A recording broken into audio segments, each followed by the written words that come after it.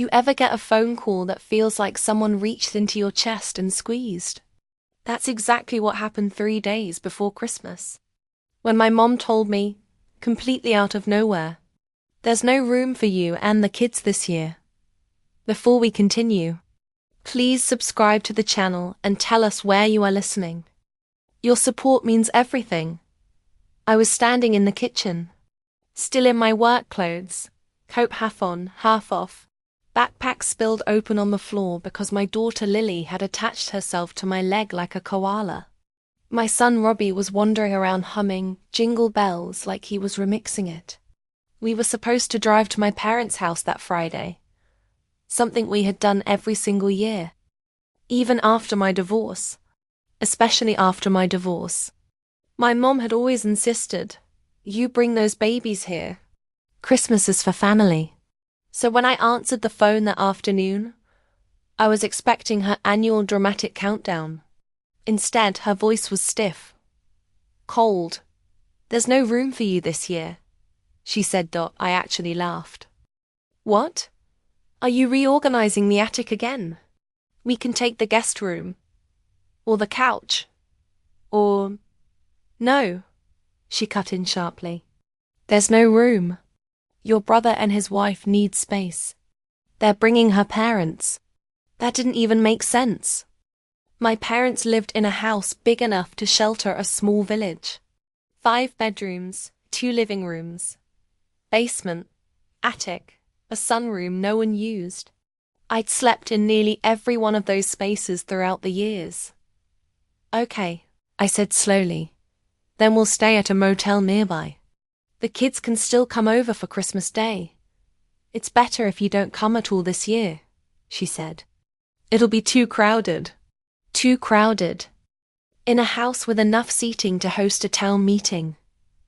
I stood there, phone pressed to my ear, heart thudding. Lily was in the living room humming Silent Night, like nothing was wrong. Robbie was eating pretzels off the floor. And my mother, who had never once denied me a seat at the table, was telling me, flatly, that I wasn't welcome for Christmas. "Mum," I said. "The kids, I know," she said quickly. "We'll do something in January. Maybe January." A throwaway month. She hung up before I could even respond. I sank onto the floor in slow motion, staring at the wall. I felt humiliated, confused, hurt in a way I hadn't expected, and suspicious, because this wasn't just a scheduling misunderstanding. This felt intentional. I called my brother the next morning. He answered cheerfully. "Hey sis, what's up?" "Mom said there's no room for us at Christmas." Silence. Then an annoyed sigh. The kind someone uses when they're tired of dealing with you. "Oh, yeah," he said. "About that. It's complicated."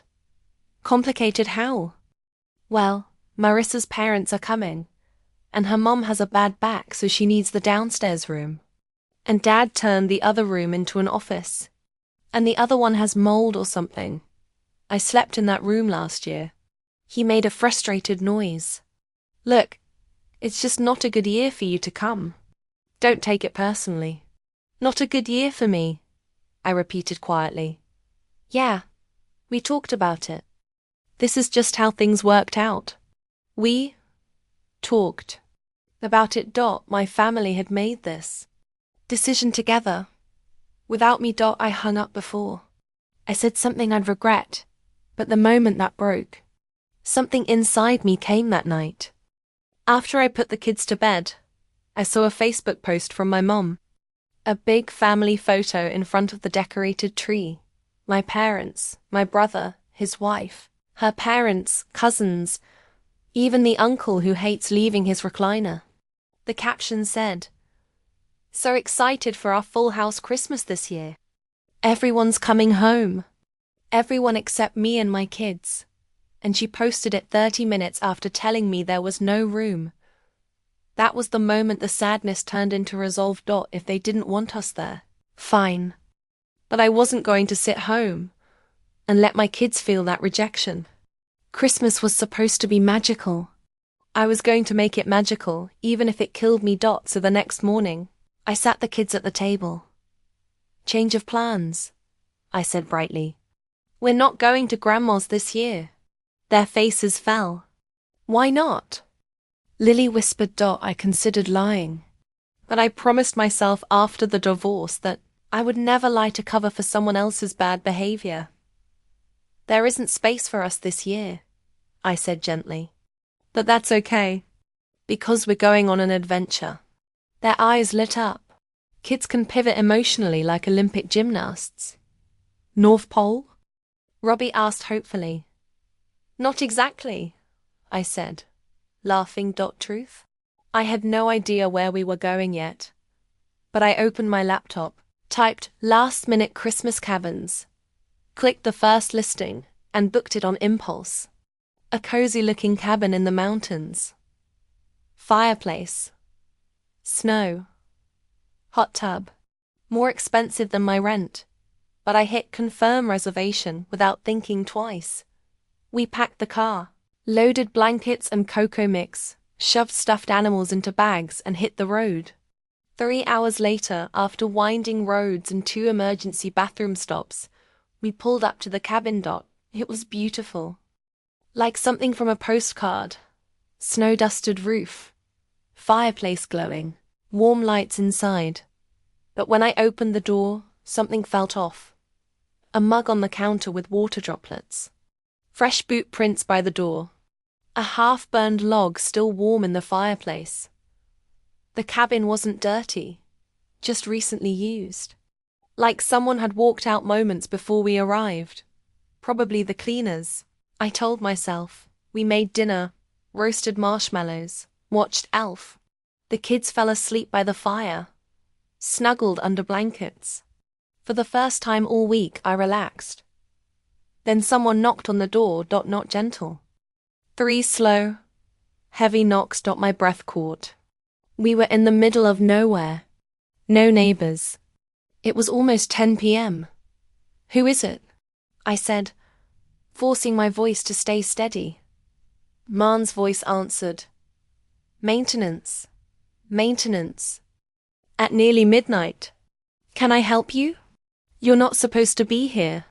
Every hair on my arms lifted. I have a reservation, I said, stepping back from the door. You need to leave, now. I backed away, grabbed my phone, ready to call 911. But then I heard the man walk away. Just leave. No car engine. No footsteps in the snow. Just silence. I barely slept. The next morning, I got 2 emails. The first was from the cabin rental company. We're so sorry. Your booking was double reserved. Which was weird, because the website had shown it as available. The second email was from my mom. Sent at 11:17 p.m., right around the time of the knocks. We heard you took the kids to some cabin. Your brother said that area isn't safe. Please stop being dramatic. Come home. How did they know? I'd only posted 1 picture. The kids in the car, with a blurry cabin sign in the background. My brother could have zoomed in, found the name, Googled it. But the timing, the knock, the cancellation, it wasn't coincidence. They had tried to scare us into coming home. That was the moment the anger crystallized. Not hot anger, cold. Focused. Instead of packing up, I called the rental office. They apologized profusely for the double booking and the late-night maintenance guy, who wasn't supposed to show up. To make up for it, they offered something unbelievable. We can upgrade you to our luxury cabin at no extra cost. The one with the private sledding hill. I blinked. Are you serious? They were.